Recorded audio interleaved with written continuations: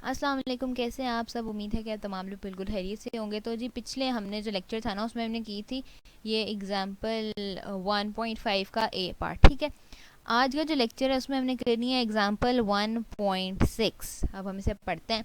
When natural gas burns, जब natural gas को जलाया जाता है, carbon dioxide is form, CO2 is form. If 0.25 moles of carbon dioxide is formed, what mass of carbon dioxide is produced। वो कह रहे हैं कि जब भी नेचुरल गैस को जलाया जाता है तो कार्बन डाइऑक्साइड बनती है। अगर हमारे पास 0.25 मोल्स हैं कार्बन डाइऑक्साइड के, तो अब बताएं कि इस कार्बन डाइऑक्साइड का मास क्या होगा। ठीक है, जो कार्बन डाइऑक्साइड बनी है नेचुरल गैस के जलने की वजह से। अब प्रॉब्लम सॉल्विंग स्ट्रैटेजी में उसने हमें तरीका बता दिया बुक ने कि हम किस तरह से सॉल्व कर सकते हैं। तो जी पढ़ते हैं। Carbon dioxide is a molecular substance. Molecule या कार्बन है और 2 ऑक्सीजन है।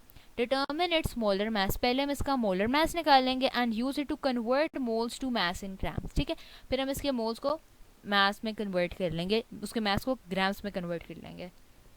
हमारे पास है 0.25 मोल्स ऑफ कार्बन डाइऑक्साइड, लेकिन हमें ये नहीं पता कि ये जो इसका मास कितना है इस कार्बन डाइऑक्साइड का, हमने वो फाइंड करना है।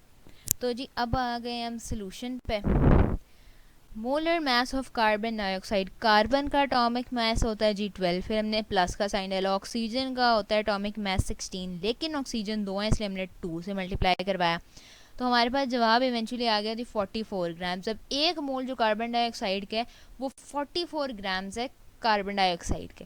तो अब 0.25 मोल्स कार्बन डाइऑक्साइड किसके इक्वल है, हमने 44 को जब मल्टीप्लाई करवाया 0.25 मोल से, तो हमारे पास जवाब आ गया 11 ग्राम्स ऑफ कार्बन डाइऑक्साइड। तो यही हमारा जवाब है। ठीक हो गया।